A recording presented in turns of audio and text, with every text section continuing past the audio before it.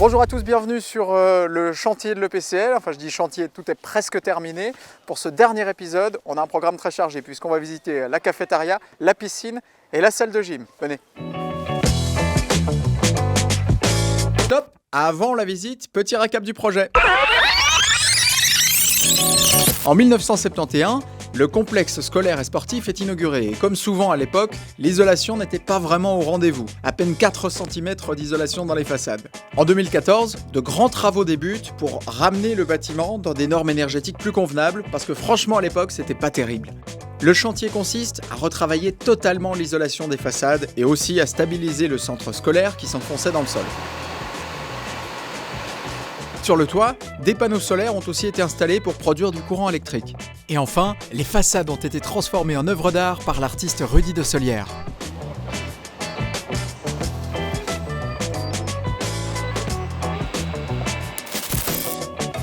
Si vous regardez au plafond, vous apercevrez qu'on a rebouché certaines coupoles, tout simplement pour ne pas éblouir les joueurs qui se trouvent à l'intérieur de la salle et puis aussi pour poser les panneaux solaires sur le toit.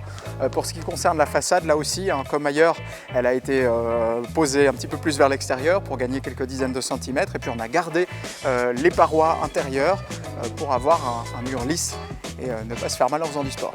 On va demander à Natacha Litzisdorf ce qu'elle en pense. Elle est conseillère municipale à la ville de Lausanne, responsable du logement, de l'environnement et de l'architecture. Bonjour. Bonjour. Quelle est la position de la municipalité 50 ans après sur ce chantier de réhabilitation ? Ce système modulaire était tout à fait pertinent dans les années 70.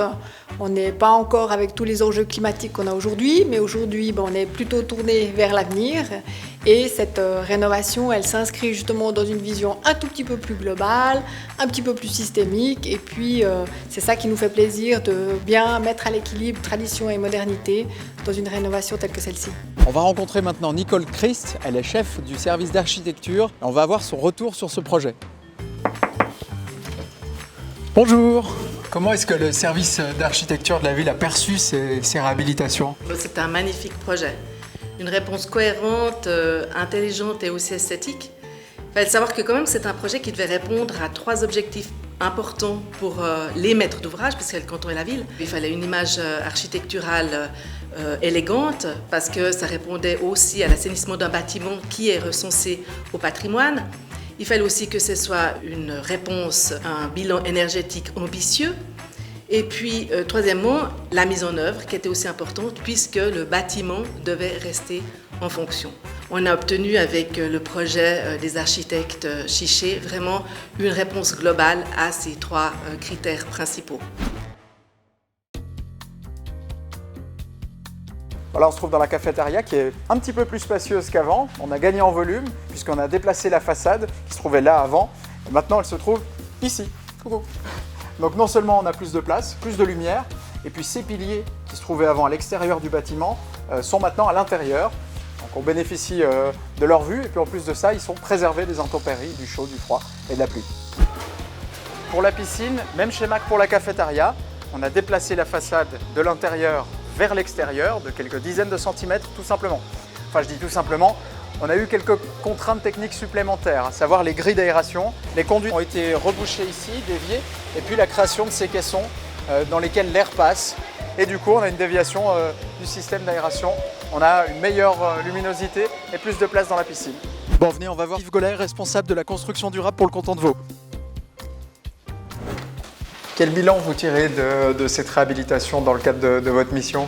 Alors j'en tire un bilan très positif parce que c'était un bâtiment précurseur dans les propositions que nous faisons maintenant pour continuer à assainir le parc de l'État. Très positif aussi parce que l'architecte a proposé d'y adjoindre une intervention artistique sur les façades. Très positif parce qu'il permet effectivement de diminuer de plus de 50% les consommations d'énergie.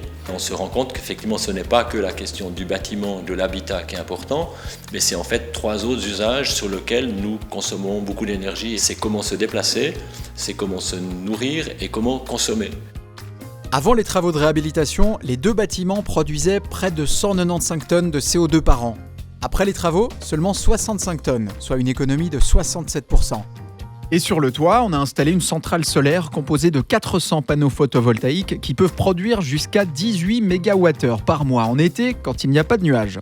Cette énergie produite, renouvelable et non polluante, est en priorité consommée par le centre sportif et le PCL, permettant ainsi une économie importante sur la facture de consommation. Et ce qui n'est pas consommé est envoyé dans le réseau de distribution électrique de la ville. En une année, la production totale d'électricité suffirait pour alimenter 40 ménages lausannois. C'est pas mal, non ? Centre-ville de Lausanne, je vous propose de retrouver Lionel Chichet dans son bureau, l'un des architectes du projet, pour un bilan des travaux. Bonjour Lionel Chichet. Bonjour Vincent, comme ça va? Ça va bien, merci de nous accueillir dans ton bureau où tu travailles avec ton papa. Oui. Raconte-nous ce projet de la vallée de la Jeunesse, cette réhabilitation de l'EPCL, ça a été quand même un gros projet. Ah oui, c'est comme un peu tous les projets, c'est quelque chose d'envergure où on doit mettre en place toute une équipe. Et les axes principaux, c'est le respect finalement du bâtiment existant, c'est énergétique et c'est l'art. Vous avez été les grands chefs d'orchestre de ce projet. Comment ça se passe dans tous les cas? On repense tout, on adapte au fur et à mesure? On adapte, on est là, on est tous ensemble, on est une équipe.